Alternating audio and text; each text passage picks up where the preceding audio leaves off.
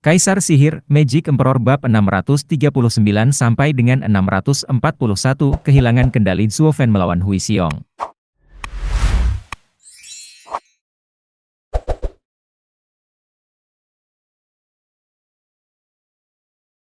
Akhirnya di atas panggung. Penampilan Zuo Fan mendapat tatapan tajam. Bukan hanya Yan Mo dan Han bersaudara yang mengawasi setiap gerakannya. Tapi ada satu lagi, dalam bayang-bayang. Tepat di dekat pintu masuk, mengawasi dengan tatapan paling tajam. Yao Ning dan Shuang Er merasa pusing karena bintang pertunjukan itu. Menurut pendapat mereka, ada di sini. Mereka berdua tidak punya apa-apa selain tatapan lembut padanya. Hahaha, sialan, sektemu telah mempermalukan kami sejauh ini dan sekarang.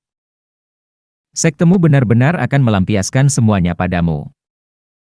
Itu semua adalah nasib burukmu yang harus disalahkan karena mendapatkan nomor yang sama.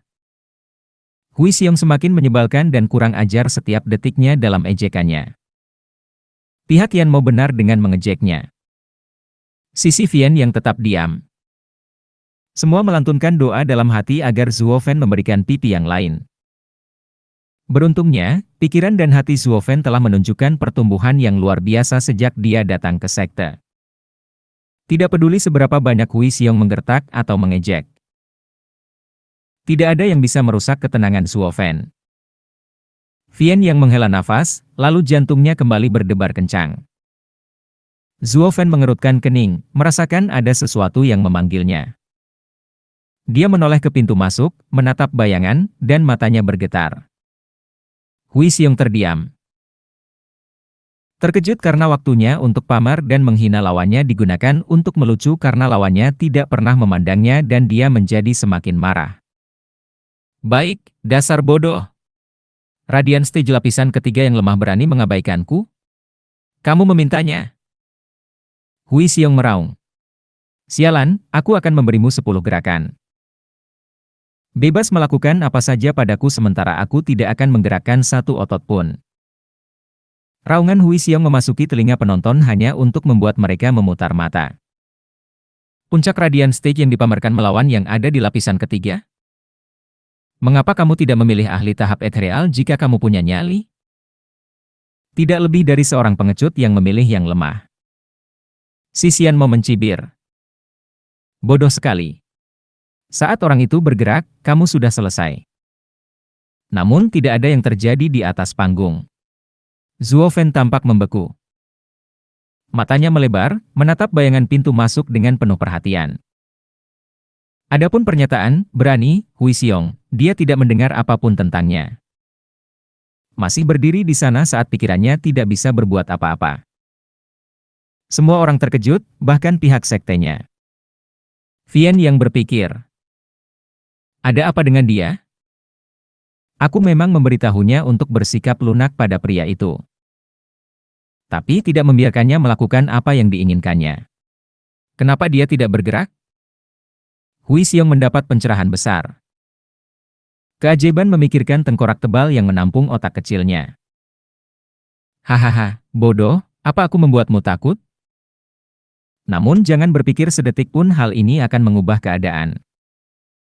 Aku tidak akan bersikap lunak padamu karena aku orang yang berprinsip. Hui Xiong bersinar dalam warna abu-abu dan gambar beruang besar terbentuk di belakangnya. Kekuatannya merajalela, auranya menekan penghalang hingga berubah menjadi abu-abu juga. Semua orang menangis kaget, menyadari baru-baru ini tentang preman berpikiran sempit ini.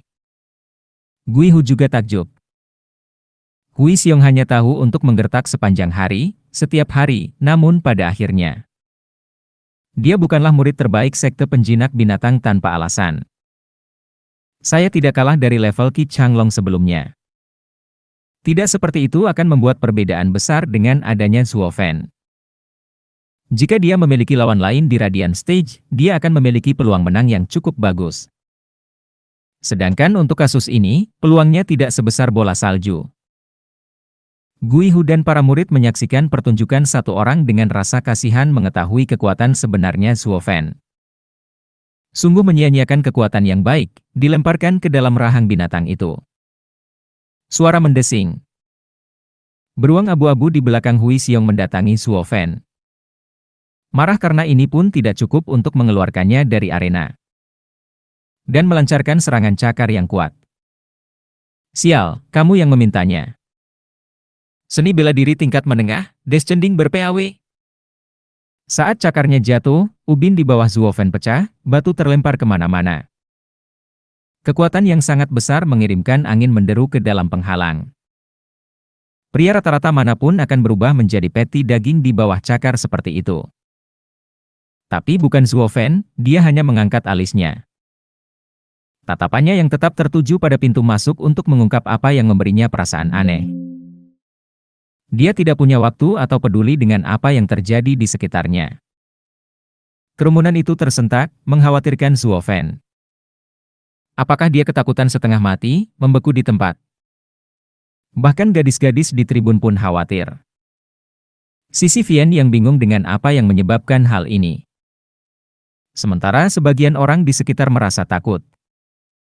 Sebagian lainnya merasa khawatir, apa yang bersifat universal adalah keraguan. Hanya Suo Fan yang diam, tatapan tajamnya tidak pernah bergerak. Dua kilatan cahaya bersinar dalam bayang-bayang dan Suo Fan merasakan bahaya yang belum pernah terjadi sebelumnya mengambil alih pikirannya. Petir ungu meledak dari dirinya, lengan kilin merahnya bersinar merah terang dalam kekuatannya yang agung dan menakjubkan, dan matanya berkedip-kedip dengan nyala api biru. 3 kartu truf Suo Fan berada di luar kendalinya. Keluar seolah-olah dia sedang menghadapi bahaya mematikan. Pada saat itulah cakar beruang itu jatuh. Suo Fan bereaksi murni berdasarkan naluri, mengangkat tinjunya dan menyerang. Ledakan. Warna merah menyala, kilat ungu berderak, dan kedua kekuatan itu digabungkan menjadi kekuatan dahsyat yang datang tepat ke arah Hui Xiong. Suara mendesing. Pada saat itu, sebelum Hui Xiong bisa menyadari apa yang terjadi, dia telah pergi, termakan oleh kekuatan lengan kilin yang mengepul dan petir ungu yang buas. Bahkan belum ada waktu untuk menangis. Ada yang mungkin berargumentasi bahwa dia begitu terkejut dengan kejadian yang tiba-tiba itu sehingga dia tidak tahu bagaimana dia bisa mati. Dan begitulah berlalunya Hui Xiong dari dunia ini, dari tak sadarkan diri hingga tak hidup lagi. Kekuatan yang maha kuasa masih jauh dari selesai, menghantam penghalang. Ia bergetar seperti daun di bawah petir ungu yang memakannya.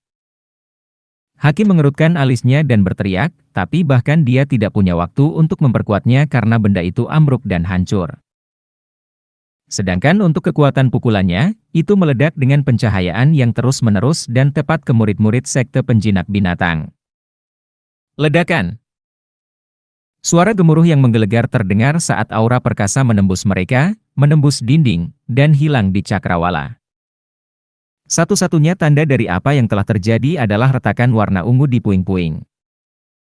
Debu dan asap tebal membubung dan setelah itu berlalu, tim Bistaming Sek terhapus dari dunia ini. Hanya butiran biru samar yang bergetar sesekali, meratap kesakitan. Apa yang terjadi di sini? Penatua Lu? Hakim berteriak sambil melihat reruntuhan yang membara dengan kaget. Murid-murid Bistaming Sekte dimusnahkan. Bahkan tubuh sesepuh pun tidak selamat, hanya jiwanya. Terengah-engah sang juri bergema dengan sangat jelas di arena. Membuat semua orang menatap bingung. Lalu mereka sadar saat mereka berkedip di tengah panggung. Debunya kini memudar dan pertama-tama memperlihatkan mata yang tajam dan wajah yang serius. Lengan merahnya berdenyut, mengirimkan kekuatan menakutkan setiap saat. Orang-orang memperhatikannya dengan linglung. Keringat mengucur di dahi mereka, hati mereka menjerit serempak. Monster! Bahkan Yan Mo terguncang saat melihat layar. Dia sekarang tahu bahwa bajingan ini belum mengeluarkan semuanya sama sekali di gua itu. Hanya pukulan biasa hari ini yang begitu kuat sehingga tidak hanya menghancurkan keberadaan Hui Xiong tetapi juga membawa semua murid dan tetua dari sekte penjinak binatang bersamanya. Semuanya terjadi begitu cepat dan kuat sehingga bahkan hakim pun terlambat bereaksi. Dia tidak menyangka Suo Fan mampu melepaskan kekuatan mentah seperti itu atau kekuatan itu keluar hanya karena Suo Fan kehilangan kendali. Dan alasannya adalah bayangan pintu masuk. Zuo Fen menyipitkan mata melihat dua kerlipan dalam bayang-bayang menghilang dan aliran kekuatan menjadi tenang, namun hatinya terasa lebih berat. Musuh yang ditakdirkan ada di sini. Ini adalah satu-satunya penjelasan atas kekuatan terkuatnya yang dilepaskan tanpa kendalinya. Tapi siapa dia? Kerutan di dahi Zuo Fen semakin dalam. Keheningan yang memekakkan telinga mengambil alih. Baik itu kerumunan pejabat kekaisaran atau tim lainnya. Semua menyaksikan sosok tengah dengan rahang kendur dan tatapan bodoh. Bagi mereka, dia semakin tampak seperti iblis dari neraka. Penatua Yun dan dua tetua lainnya dari sekte surga mistik menelan ludah, keringat mengucur dari mereka seperti hujan. Di mana sekte perencana iblis menemukan monster ini? Melawan benda itu sama saja dengan bunuh diri. Mata mereka tertuju pada jiwa penatua Lu yang mengambang. Yang hilang dalam ocehannya saat dia mencari. Namun tidak ada satupun dari tubuhnya yang tersisa, dan mereka menggigil. Sui Ruohua terkejut. Bagaimana kekuatan seorang murid? Jika aku mengangkatnya sebagai lawan, aku lebih memilih kalah daripada main-main dengan orang aneh itu. Saya tidak peduli apa kata orang. Salah satu murid sekte surga mistik gemetar seperti daun. Yang lain juga tidak ketinggalan dalam menyetujuinya. Hal yang ada di luar sana adalah sebuah kekejian. Tapi yang terburuk dari semua itu adalah sifat buasnya. Ketika para murid bertemu di atas panggung, mereka bertarung sebagai musuh, tapi orang aneh ini benar-benar bertindak sampai memusnahkan lawannya dan sekte musuh, sesepuh dan semuanya. Mereka memandang Zuo Fen seperti raksasa yang membuka rahangnya yang membusuk ke arah mereka. Kakak senior Yan Mo, siapa dia? Yu Mei menelan ludah. Yan Mo berbicara dengan nada berat. Kamu tidak perlu tahu, ingatlah untuk tidak mengujinya. Yu Mei, kamu pikir aku tidak tahu apa yang kamu pikirkan di kepalamu itu? Istirahatlah. Yu Mei bergidik. Dia memperhatikan tatapan tajam Yan Mo pada Zuo Fen dan ingin mendapatkan informasi darinya tentang orang aneh ini. Tapi sepertinya hal itu tidak mungkin terjadi. Dia mengerti saat itu juga alasan ketertarikan Yan Mo. Orang ini bisa menantang 3 sekte unggul. Yu Mei sekarang menatap Zuo Fen di atas panggung dengan tatapan serius. Kita harus mendapatkan salah satu dari 2 posisi teratas di tahap 3 sekte atas. Atau sekte perencana iblis akan menendang kita ke 3 sekte tengah. Kami tidak akan pernah merasa malu jika itu terjadi. Orang ini memiliki kekuatan untuk mempermalukan orang jenius manapun. Tidak heran Yan Mo merasa gentar. Melihat kembali ke kakak laki-lakinya. Yan Mo memperhatikan ekspresi keras namun tinjunya tegang. Dia belum pernah melihatnya begitu ketakutan dalam hidupnya. Kakak senior, menurutmu bagaimana dia akan melawan Wu Qingqiu? Tidak tahu. Yan Mo menggelengkan kepalanya. Yang satu adalah seorang penggarap iblis, yang lainnya adalah orang benar. Yang satu berasal dari neraka, yang lain dari negeri yang penuh kebahagiaan. Yang satu brutal, yang lain adil. Tidak ada perbandingan antara orang-orang yang menempuh jalan yang berbeda. Meski dari segi kekuatan, aku yakin Wu Qingqiu akan merasakan pukulan terberat orang ini. Hati Yu Mei tenggelam. Yan Mo tidak suka meremehkan dirinya sendiri di depan lawan-lawannya. Tapi ini hanya bukti lebih lanjut yang mengatakan orang ini bisa melawan mereka. Talenta terbaik dari 3 sekte tingkat atas. Wu Qingqiu bahkan mungkin lebih lemah. Yu Mei menghela nafas, pertemuan naga ganda kali ini pasti akan membuat heboh. Adapun ketiga Hans, mereka terguncang sampai ke inti. Mengundurkan diri untuk menghela nafas sedih. Itu sudah cukup. Kita harus menjadi juara 1 atau 2 dalam pertarungan kita jika kita tidak ingin menderita karena pukulan orang itu.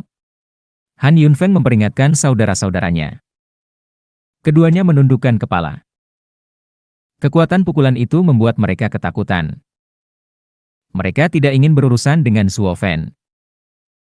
Saat kita melawannya, dia bahkan tidak pernah melihat kita sebagai target latihan. Sedikit serius saja, dan inilah hasilnya, berhamburan tertiup angin. Keduanya meratapi nasib buruk mereka. Celakalah aku, karena menabrak maniak ini. Mereka merasakan suatu keajaiban bisa kembali hidup dari rahang kematian. Itu terlalu dekat untuk kenyamanan. Hakim masih kesulitan memproses tindakan tidak manusiawi Suofen. Dia menggerakkan mulutnya, namun kata-katanya gagal. Meskipun itu tidak bisa berlangsung selamanya, sambil berteriak. Mengingat arah yang tidak normal yang diambil oleh tahap 3 sekte terbawah, maka dengan ini ditangguhkan. Saya akan melaporkannya kepada 2 orang yang diagungkan untuk mengetahui bagaimana melanjutkannya. Semua delegasi kekaisaran harus mundur. Elder, kamu tidak bisa membiarkannya berakhir begitu saja. Mote biru Elder Lu melayang, sambil mengeluh. Semua muridku sudah mati. Dia membunuh mereka dalam satu serangan, dan kamu akan mengabaikannya. Jenggot juri bergetar. Tapi Vian yang mendahuluinya. Suaranya menggelegar saat dia menginjak panggung. Kematian bisa merayap kapan saja saat berada di atas panggung. Ada apa dengan kehilangan beberapa murid? Dari apa yang kamu katakan, sebaiknya kita hentikan pertemuan naga ganda sekarang di sini. Menginginkan hidup untuk hidup? Siapa yang akan mati-matian jika peraturan itu diberlakukan? Lalu bagaimana murid-murid sekte tersebut akan diadili? Omong kosong, bagaimana murid-muridku di atas panggung? Mereka dibunuh di luar sana. Kaulah yang brengsek di sini. Tinju Suofen telah dilepaskan di atas panggung, membunuh murid di atas panggung.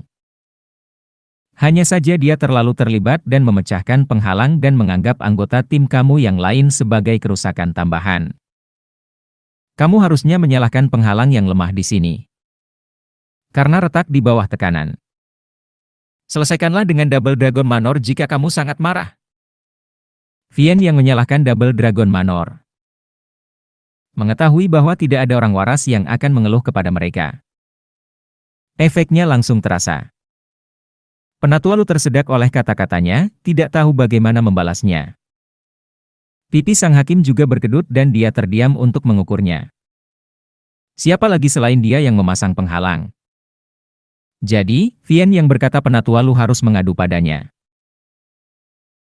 Meskipun mengapa tahap 3 sekte yang lebih rendah membutuhkan penghalang yang lebih kuat daripada 3 sekte yang lebih unggul. Itu semua salah orang aneh itu. Dan kenapa dia harus meledak seperti itu terhadap beberapa orang yang bukan siapa-siapa, sungguh menyebalkan. Hakim menatap pelaku utama dengan tatapan tajam lalu menghela nafas. Silakan mundur dan tunggu kunjungan saya setelah saya menerima jawaban dari Yang Mulia. Anda berdua akan puas dengan resolusinya. Atau kamu tidak percaya dengan nama Double Dragon Manor? Hati keduanya tenggelam, dan mereka tahu kapan harus menyerah. Karena dia menyebutkan nama Double Dragon Manor. Mereka tidak punya pilihan selain menyerahkannya pada mereka. Maka, Penatua Lu pergi dengan marah, tetapi sebelumnya dia menatap Suofen untuk terakhir kalinya. Vian yang hanya mengibaskannya, sama sekali tidak memedulikan pria yang mengambang dan tidak bertubuh itu saat dia membawa murid-muridnya kembali. Meskipun beberapa saat kemudian dia meratap dan mendesah. Saudaraku, kamu adalah gambaran ketenangan dalam sekte. Bahkan ketika mengejar para tetua itu, kamu memastikan untuk merencanakan setiap detail kecil. Kenapa kamu meledak begitu kamu naik ke panggung? Apakah kata-kata jelek itu membuat jengkel? Kamu bereaksi begitu keras sehingga kamu bahkan membuatku takut. Apakah kamu begitu marah? Apakah dia begitu mengejekku? Aku tidak menyadarinya. Suofen mengangkat alisnya. Yang lainnya terkejut. Karena bukan dia masalahnya, kenapa meledak, bahkan menjatuhkan seluruh sektenya bersamanya. Apakah kamu lupa rencananya? Sama sekali tidak. Suofen menghela nafas, teringat pernah melihat bayangan di pintu masuk. Apalagi pukulan itu bukan untuk pukulan keras itu. Dia tidak layak.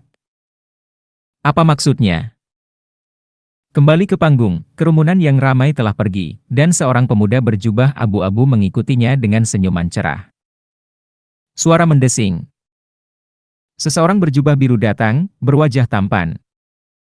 Adik laki-laki, aku tidak melihatmu sepanjang hari.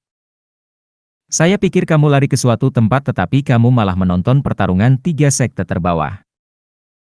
Hahaha, apakah seseorang dari 3 sekte terbawah benar-benar menarik minat kamu?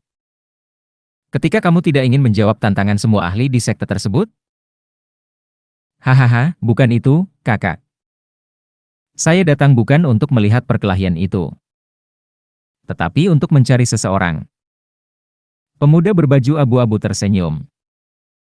Tiba-tiba, apakah kamu ingat perasaan yang aku rasakan beberapa hari yang lalu?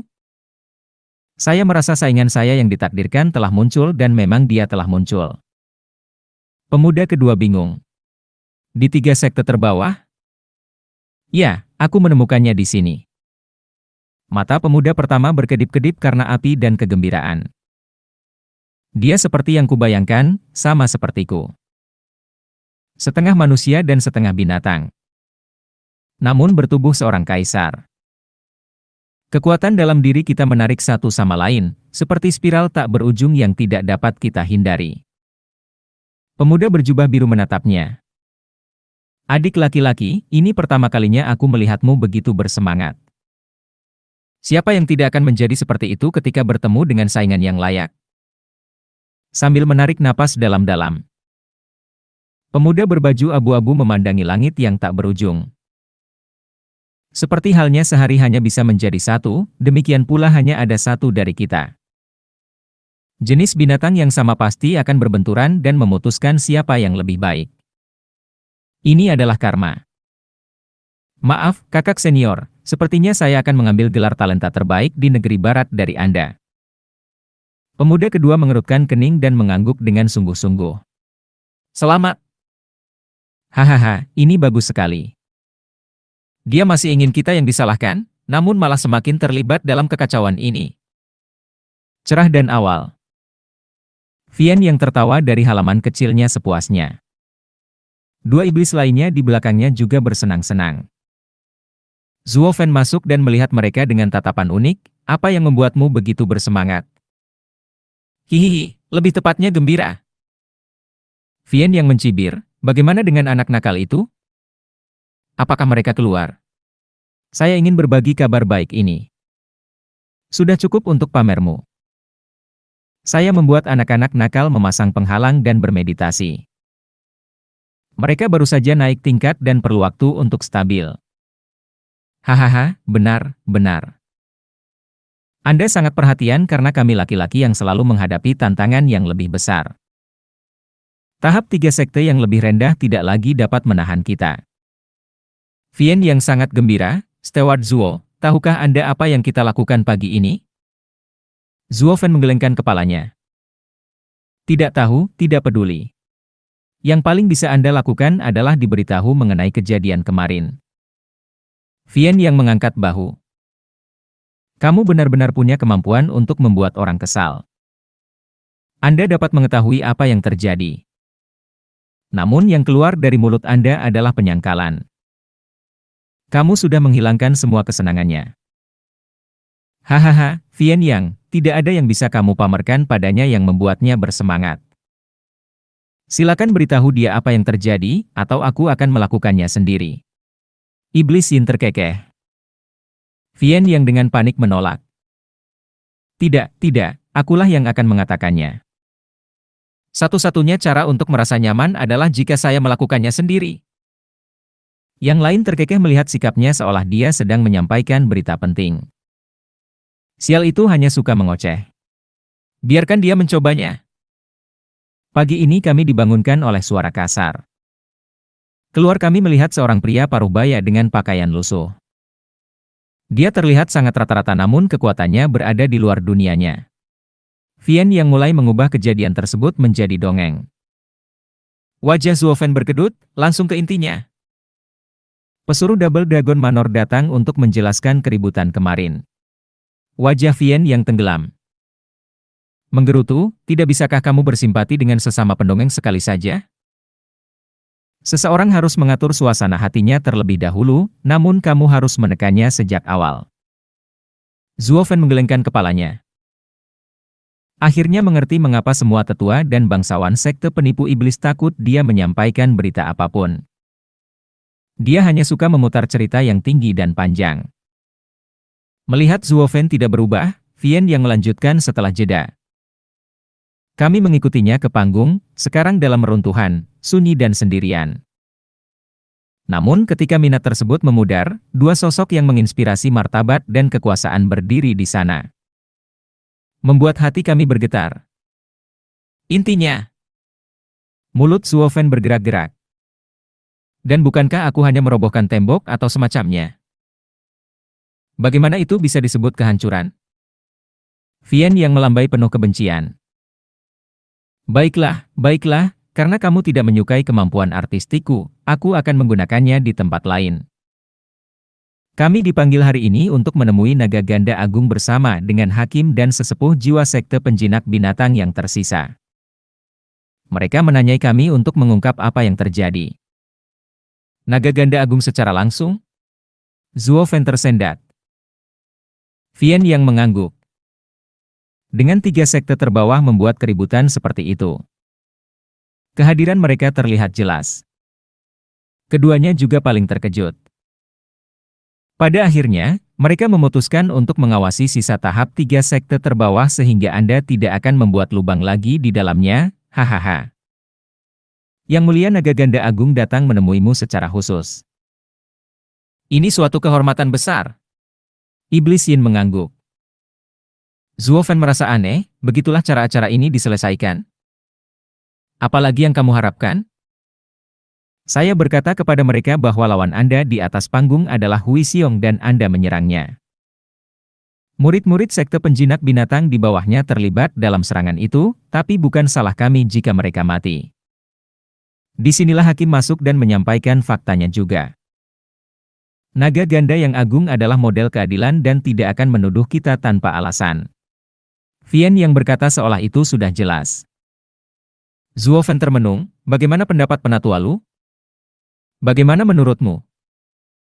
Tapi tidak peduli bagaimana dia mencoba menggerakkan mulutnya dan memutarnya untuk menguntungkannya. Naga ganda yang agung tidak akan mendengarnya. Yang penting adalah kekuatan.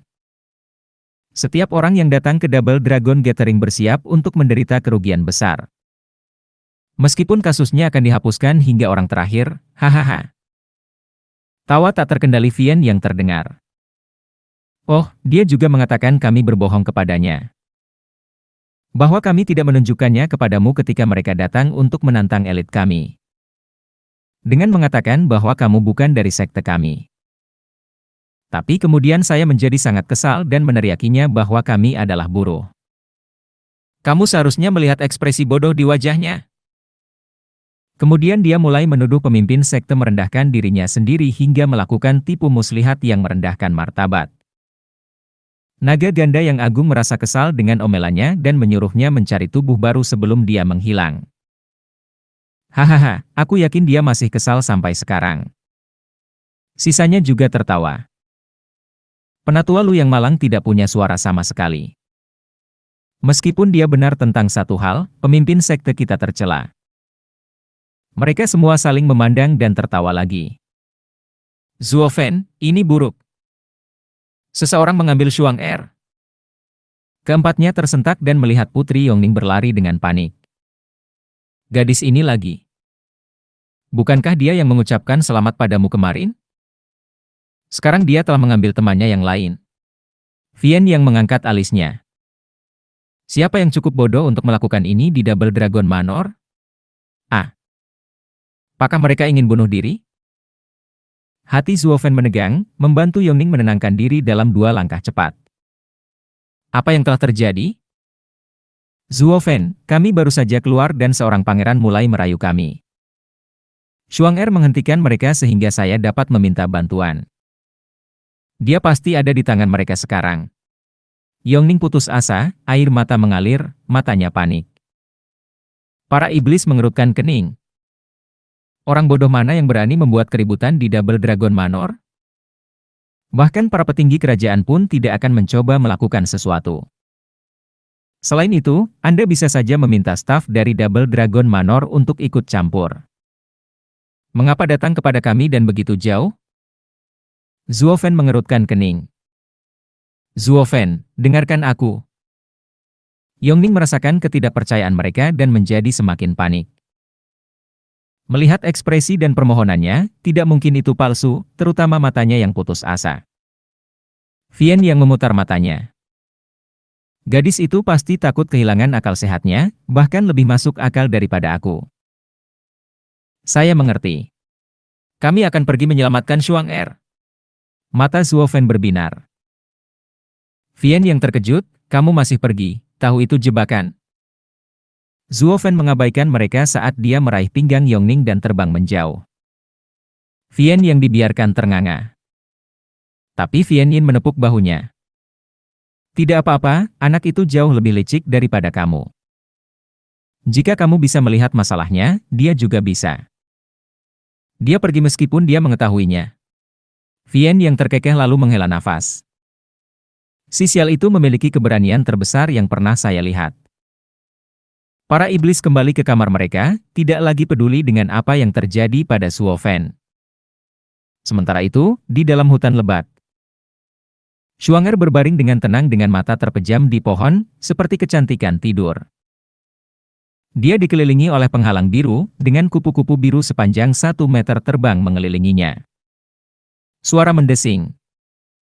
Mata Shuang Er terbuka dan orang bisa melihat bintang di dalamnya. Kekuatan aneh muncul di sekitar area itu dan penghalangnya hancur. Kemudian dia menutup matanya dan tidur. Kupu-kupu itu bergetar dan berbicara dengan nada yang sangat familiar. Siapa gadis ini? Mengapa saya tidak bisa memasuki pikirannya dan mengendalikannya? Yang paling berhasil saya lakukan adalah membuatnya pingsan. Apa-apaan ini? Itu tidak lain adalah Penatua Lu. Saat tubuhnya hancur, dia tidak menunjukkan wujud aslinya, takut ada yang menebak kekuatannya. Sekarang dia sangat ingin membalas dendam dan akan menggunakan semua yang dia miliki. Jika iblis ada di sini, mereka akan terkejut. Karena wujud jiwa Penatua Lu sangat langka.